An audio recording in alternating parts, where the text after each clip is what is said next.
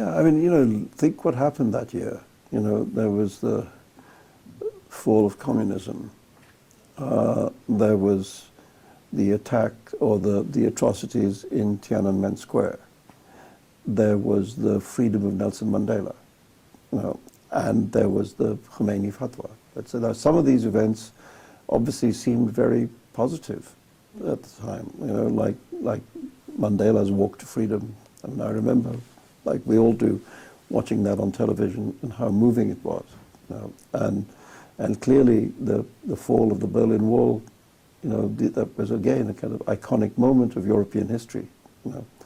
And then these other things were much worse.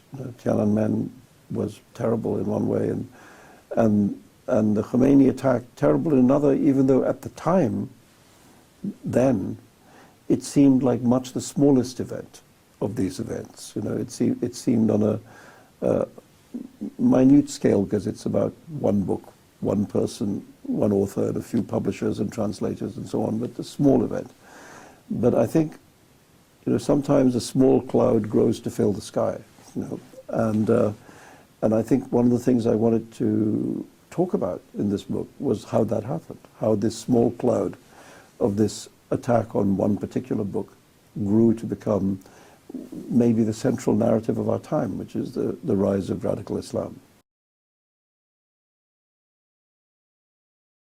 Well, I remember, I mean, I was already living in New York at the time of the 9/11 attacks, and in those days following the attacks, I mean, none of us spoke about anything else really, And one of the things that happened several times is that friends of mine who were very worldly, sophisticated, people, said that suddenly now they could understand what happened to me.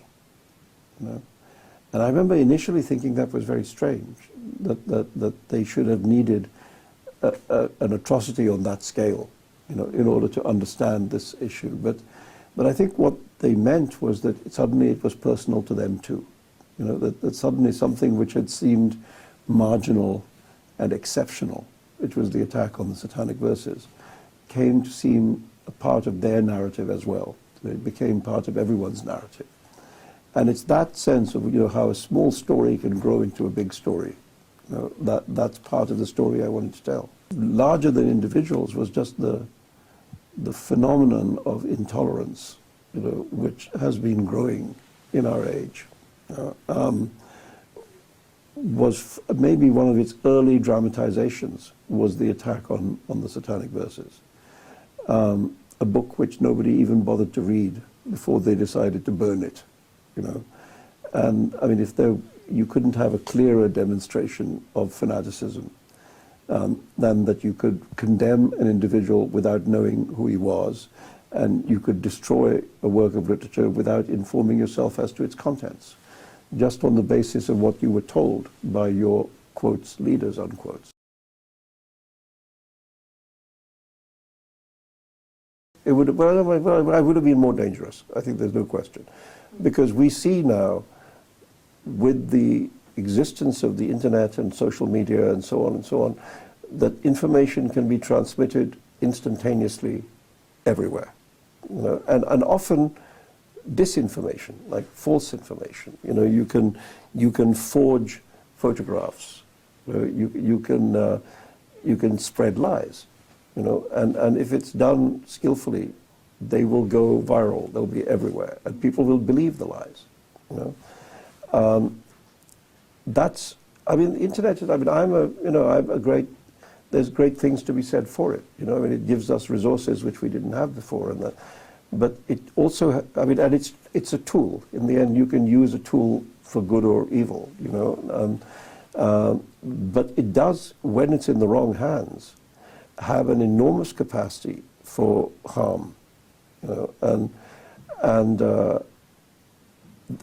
I feel relieved in a way that the attack on my book happened in the years immediately preceding this. I mean, as I say in the book, it's a sort of comic moment in the book when somebody tells me that there's this thing called a mobile phone, and that I can have one.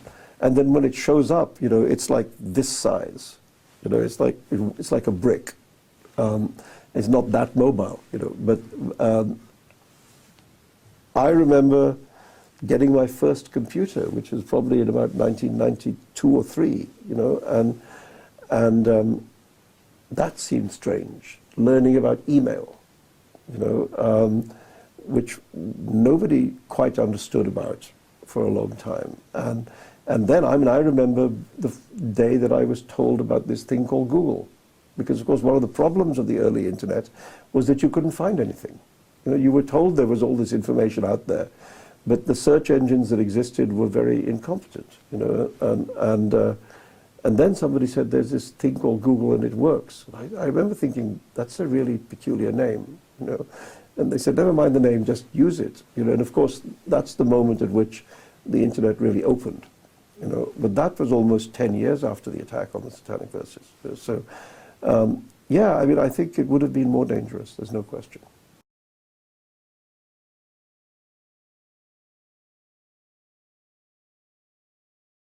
You know, I mean, it was a book that arose out of things I'd thought about all my life, you know.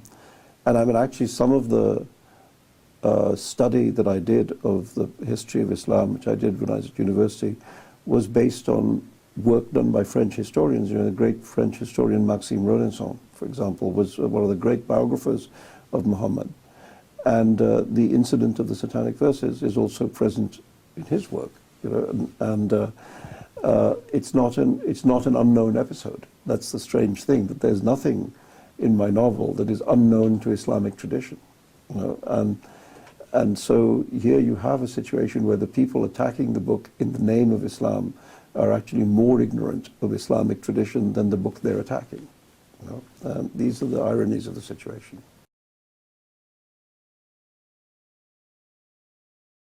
Yes, in a way, yes. I mean, I wanted to write it like a novel. You know, I wanted it to read like a novel, with the kind of attention to character and language and so on that you would find in a good novel.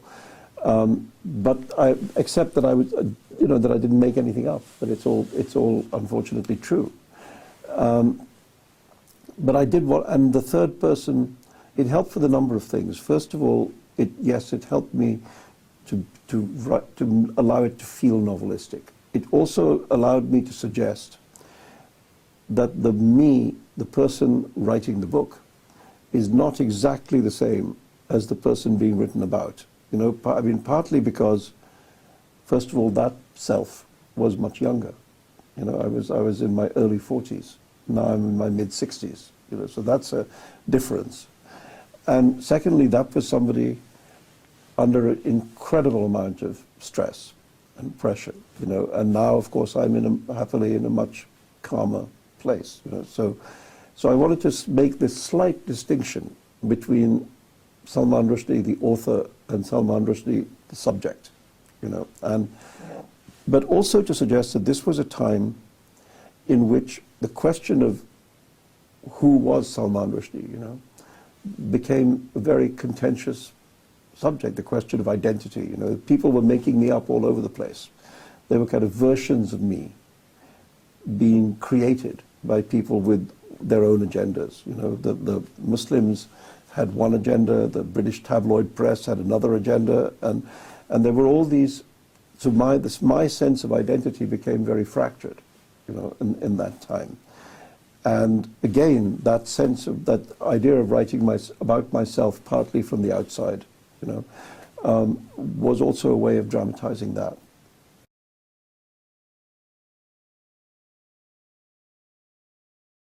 It's not name dropping. These are people I know, you know, and in many cases, the writers and so on in the book are people I've known for 30 years. You know, I mean, and I'm, for goodness sake, I'm allowed to write about my friends. You know, and if they happen to be well known, it's not my fault. It's because I wanted the book also to be not just about, you know, the fight against the fatwa. I wanted it also to be a portrait of a world, you know, and the world that I've inhabited all my life has been a world of literature and the arts, you know. So obviously figures from that world are going to be present in the story. And I wanted to make them vivid and alive on the page, just like the police, or like my family, or like anyone else who's in the book. So I hope that it's a book which has that larger desire to be not just a portrait of one individual, but to be a portrait of the world of which he was a part. No, I never thought about that. And I mean, I think that's, the problem is that we've now all been indoctrinated by radical Islam to have a fear response. You should automatically feel afraid of doing anything. And that's a way of crippling yourself, So my view is, this is my life, I have the right to tell a story, And actually the truth is that it hasn't had any of that effect, So, I mean, even the book, it's interesting that the book appears to be quite widely available in actually the lands of the Muslim Francophonie. I mean, somebody sent me a photograph of a bookshop in Beirut last week, which had a big display of the French edition of the book. And as far as I know, also in like Algeria and Morocco and Tunisia, places like that, which have that historical connection with French. The French edition of the book appears to be freely available, so it's not a problem. I think sometimes the Western press gets very excited. I mean, actually, what happened is that this one priest in Tehran said something. Nobody, even in Tehran, takes him seriously. It's quite clear that the money doesn't exist. It's somebody trying to grab a headline. And what happens is that the Western press sees money, mullah, Rushdie, it's a headline, And actually, if you look for 5 minutes behind the headline, you realize it's not that significant, And I mean, the truth is, I remember very well when this situation was very dangerous, And I know the difference between real danger and rhetoric, And at this point, the world has moved on. We live in a time in which the subject changes constantly. And I'm happy to say this is not the subject anymore, really, for anybody. I mean, I remember in England a couple of years ago when it was, I guess when it was the 20th anniversary of the attack, a lot of the British Muslim people who had been involved in the attack on the Satanic Verses all said that they thought it had been a mistake, that they thought it had backfired, and that they regretted having done it. So I think even those people who were most active in the attack now seem to agree that that wasn't the right thing to do. So the world has changed.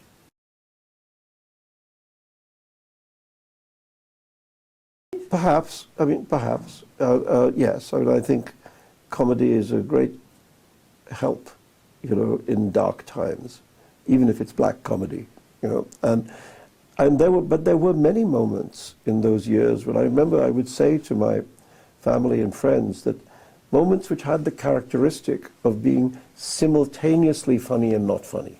Let's say that which is the nature of black comedy. That on the one hand it's not at all funny, on the other hand it makes you laugh.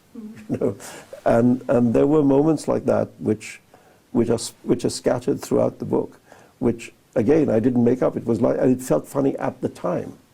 So I mean, for instance, there's a moment there where I went to America for the first time, and the NYPD got so overexcited that it became like a comedy routine, their security procedures, I mean, I remember coming here in those years of trying to have the political support, and I remember it became almost like a running gag that everybody would meet with me except Mitterrand. And that no matter how many people tried to persuade Mitterrand that it would be important for him to become involved in this affair, he wouldn't do it. Everybody would, like everybody, all the way up to Jacques Lange, would go and see him and say, "Look, you should do this," but he wouldn't do it. So it became like every time I came to France, I could meet everybody in France except Mitterrand. And I began to think, what did I do? What did I do to this guy?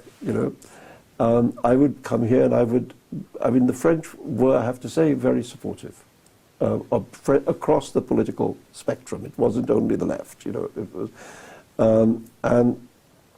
and that was important because I was trying, you know, in order to get this thing resolved, what I needed was to have a kind of international campaign to persuade the Iranians that it was in their own interest to change, you know, and that's in the end how it changed.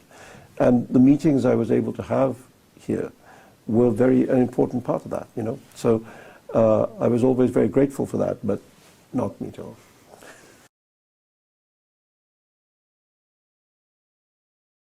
See, the diary is not written like writing, you know. I mean, a lot of the diary is in very note form. You know, it's really there to remind me what happened. You know, and then there are some passages where it is written much more, in much more detail. You know, because important things happened and I wanted to write them down. Also, one of the strange things about me going back to read that diary now is that it's quite clear that the state of mind of the person writing the diary fluctuates a lot. You know, that there are times of great depression and despair. You know, there are times when you realize that the degree of stress that the person is under is a big problem. You know, so in that sense, you can't use the diary directly. You know, because you have to, as the writer of the book, have to recognize that I have to interpret what I'm reading of my younger self. You know, so it's like raw data. You know, but it needs to be processed, and that processing is the act of writing this book. Which is why, yes, there are quotations from it, in many ways, in order to show that state of mind. You know, but it can't be used as a text to read in order to explain what happened then, because it's too problematic as a text.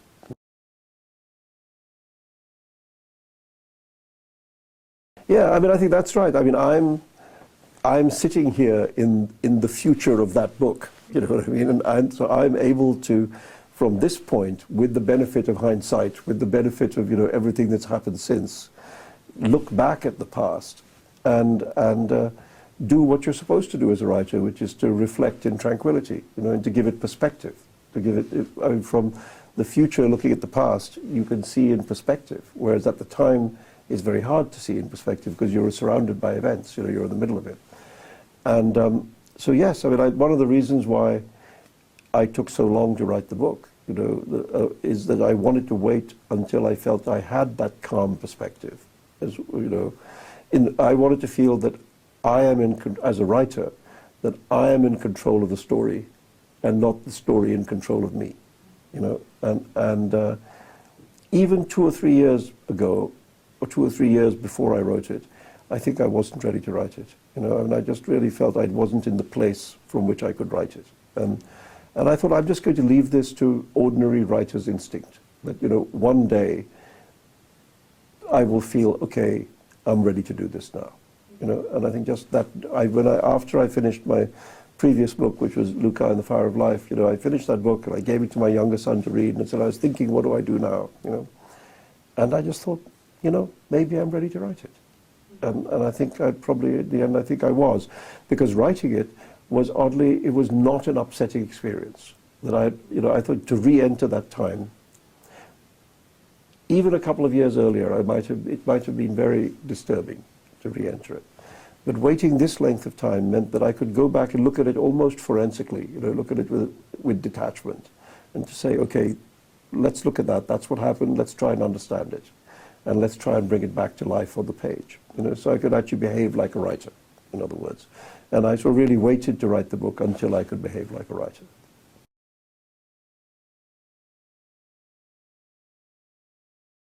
Yeah, because, you know, that's, I've always said that, you know, at the bottom of everything, I'm a boy from Bombay who traveled a lot, you know, but that Indian root is a very powerful thing in my life. And one of the hardest things about this period was that there was a period of whatever it was, 9 years, where I was unable to go to India. And that, it's the only time in my life that I actually felt like an exile.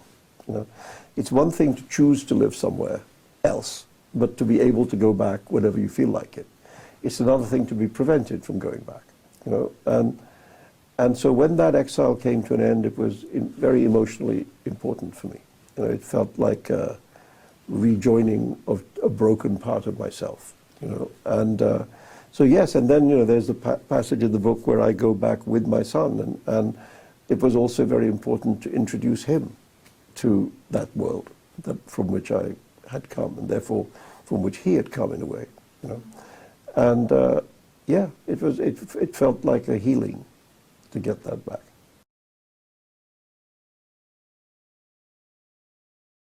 Yes, it's true. I mean, one of the very strange things about these years is that many of the themes that you find in all my books before the flood, you know, suddenly became the themes of my life. And that's why I think when people read this book, they will see that it feels like any of my other books, because in a way, all the things I've been writing about all my life suddenly became the subjects of my own life, you know, and I became like a character in one of my own books, which is a frightening thing.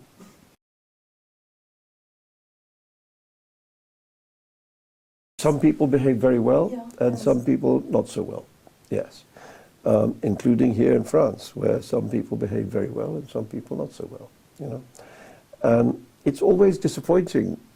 I think one of the things, there's a line somewhere in the book where I say that fear makes good people do bad things, you know. And I think we have to remember that the levels of fear were very high at that time. You know, people were genuinely concerned for their lives and for the safety of their families, and so on and so on. You know, so you have to not underestimate that.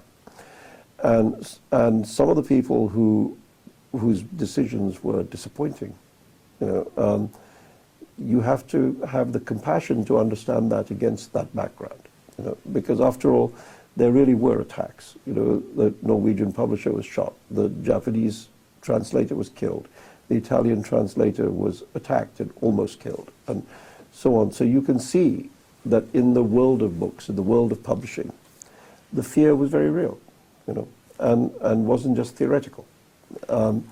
So yeah, sometimes as a result of that, people lost their nerve, you know. And sometimes the more remarkable fact is how many people did not lose their nerve. You know, the fact that enough people had the principle to carry the thing forward, to get the book published, to keep it in the bookstores, etc., etc. That happened. You know, I mean, I think in many ways, the front line, you know, was not me. The front line was the bookstore. You know, and people working in bookstores around the world, they knew that bookstores were being attacked, that there were firebombs, there were all kinds of threats, and yet everybody continued to sell the book. People put it in the window, you know, and that was a collective act of courage, you know, which is very admirable. Many publishers behaved like that.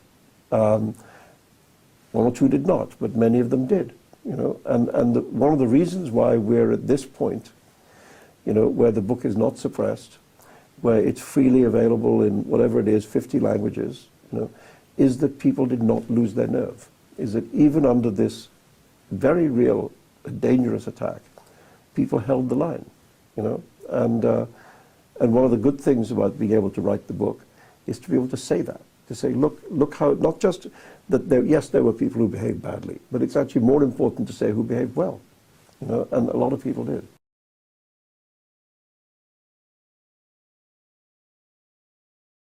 My father made it up, and he made it up out of the name of the Arab philosopher Ibn Rushd that he admired, who in his time, in the 12th century in Spain, was one of the most progressive voices in Islam of that time. So turned out to be the right name, you know. And Ibn Rushd in his time was fighting against the fundamentalists of his time, you know, arguing against their literalist interpretation of the sacred book, and arguing in favor of the use of reason and intellect, you know, in order to solve the problems of society, and not just relying on this this unchanging holy text, you know. So he was fighting, in a way, a similar battle in his time. And it's one of the strange messages that my father sent to me, if you like, you know, to choose that name. Well, I think, you know, one of the great dangers of a situation like this, where you fall into the power, if you like, of the security forces, is that if you accept their description of the world, you know, then you're trapped forever, you know, because the world is insecure. You know, nobody will ever say to you, now it's fine, now everything's absolutely fine. Nobody will ever take the responsibility of saying that to you. So for me, from the beginning, the fight was to get my life back, you know, and which was not just a fight against, if you like, Islamic fanatics. It was also a fight against the security forces, you know, to not be their prisoner either, you know, and that was as difficult, if you like, as the other fight. But in the end, yes, in the end, I did get it back. Well, that's one of the things I'm most pleased about, that now that we're so much, you know, it's almost 25 years later, you know, and the book is once again, you know, it's just a book in a bookshop, you know, and especially I think for younger readers, you know, that people who are in their 20s or even in their early 30s, you know, the attack on the Satanic Verses is a very long time ago for them. You know, it's like ancient history. And so they can come to this book with less of that baggage, you know, and just pick it up and look at it as a novel. What do you think of this, you know? And that's finally what's happening. I mean, it's beginning to be studied quite widely, and people respond very well to it, I'm happy to say, you know, by and large. Of course, there are people who don't like it, but that's normal. You know, that's the ordinary life of a book. And it's taken this particular book a quarter of a century to get to the point where it can have the ordinary life of a book. But I'm happy that it finally reached that point.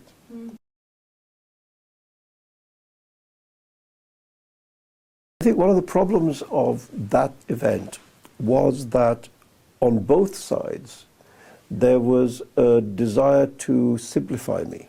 You know, that so the people attacking me and my work reinvented me as a kind of demonic figure, one kind of cartoon, you know. And on the other side, there were people who were in a way idealizing me, you know, and turning me into a kind of Statue of Liberty, you know. And I didn't feel like the Statue of Liberty or the demon, you know. I wanted to say that there's actually a human story here. There's a story of a real human being here, and who is neither an icon nor a devil, you know. And let's tell that story. It's a story, and the point about real human beings is that they are not abstract figures. They're very concrete, you know, they're flesh and blood, and some of the things they do are right, and some of the things they do are clumsy, and some of the things they do are stupid, and some of the things they do are admirable, you know, and all of us, that's true of all of us, you know, and so I'm no exception to that, you know, and I wanted to, just speaking as a novelist, I wanted to make a three-dimensional, rounded character there, which happened to be a person with my name. But even if it wasn't, I would want to do that. You know, I would want to make that person feel like a fully fleshed out human being.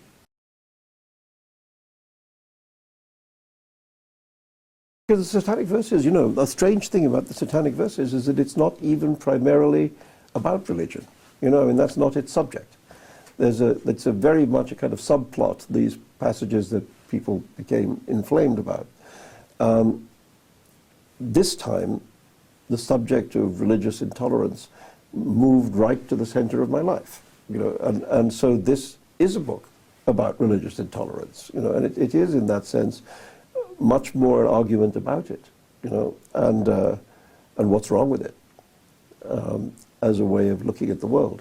So yes, in that sense it is more, it's more about the subject. You know, and the funny thing about the Satanic Verses is that people often read it and write to me and say, we don't see where the problem is. You know, because actually there isn't a problem. You know, much of what people said was wrong with the book was made up, you know, or horribly distorted. And so people genuinely, neutrally, just picking it up like a book to read, can often not see what the difficulty was, you know.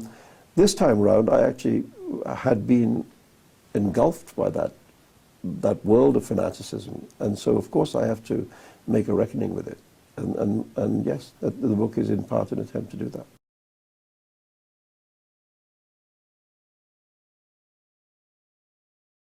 I think it depends where you are in the world. You know, I mean, I was talking about going to this big international pen congress in New York in 1986, which was an extraordinary moment because so many of the world's great writers, you know, were in one place. And the way it was reported in the American press was like a major news story, you know. Now, gatherings of writers are not treated as major news stories on the whole, you know. But I do still think that there are some countries, well, like this country, for example, where I think literature writers, intellectuals are still held in a degree of public esteem, and that gives them the ability to affect the way the culture moves, you know, and that's, I think, still the case in France, you know. Also, if you go to countries where you find authoritarianism or tyranny, the position of writers is what it's always been, which is to speak against that, you know, and there's no question that it's still the case, whether it's China or Africa or the Islamic world, that authoritarian regimes fear writers' willingness to name them for what they are, you know. And so I still think that there are many parts of the world in which literature is important because it's always been a voice that has stood up against tyranny, you know. But I do think that kind of, in the West perhaps, in much of the West, I mean certainly in the English-speaking West, let's say, the level of interest in the utterances of writers, you know, is much less than it used to be.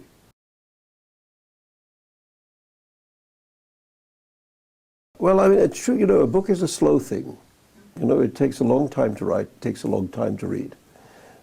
So a book is a contract between the reader and the writer, which says, let's just stop for a minute and think about things.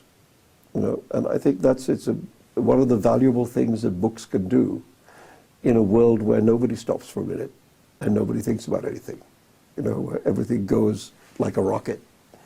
And yeah, so I mean, I think especially after one has been through a life as unfortunately exciting as this, you know, you want to be able to say, okay, let's just take a deep breath.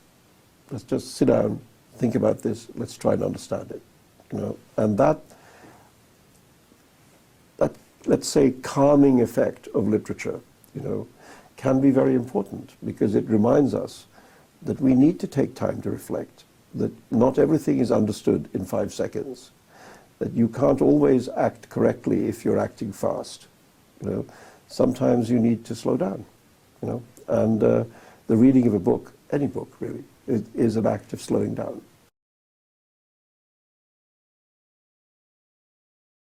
I think, you know, one of the things I've tried to be saying, not just in this book, but, you know, around this book, is that we are fortunate in these countries that we have these freedoms, you know, which much of the world would very much like to have.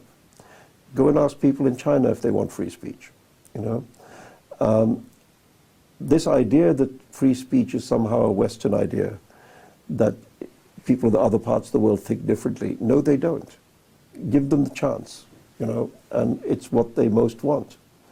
That's true in large parts of Africa, it's true in the Islamic world, it's true in China, it's true in Russia, it's true, you know, everywhere. People want freedom, you know, and we find ourselves in the fortunate position of having it, you know, and so we need to defend it, you know, that we need to stand up for it and understand that this is one of the great values of human life, you know, and if we're fortunate enough that our ancestors fought for this, you know, and gave it to us, I mean, in France of all places, you know, because this is where the battle was fought, you know, and this is where the battle was won. And even things like, the American Constitution is based on the French battle because of Tom Paine's being so influenced by the ideas of the Enlightenment and the French Revolution that he brings those back to the United States. So you have, in France of all places, this is the cradle of free speech, and so we need to defend it. Simple.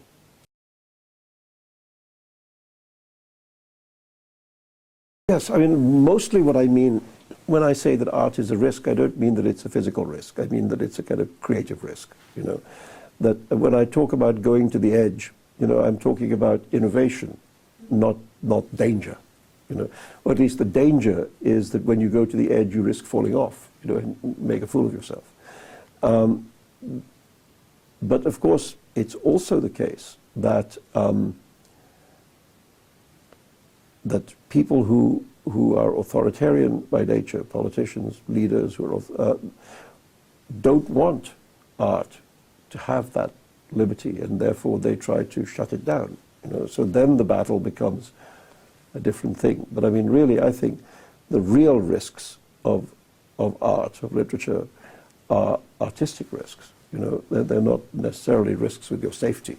Well, they certainly should not be.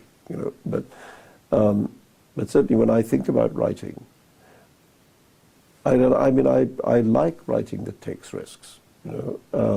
I like writing. It's one of the reasons why I like surrealism. Is that it seems to be a risky way of describing the world, which can easily go very badly wrong. But I'm not thinking about like political risk. I'm thinking about artistic risk mostly. Political risk shows up as well sometimes, unfortunately.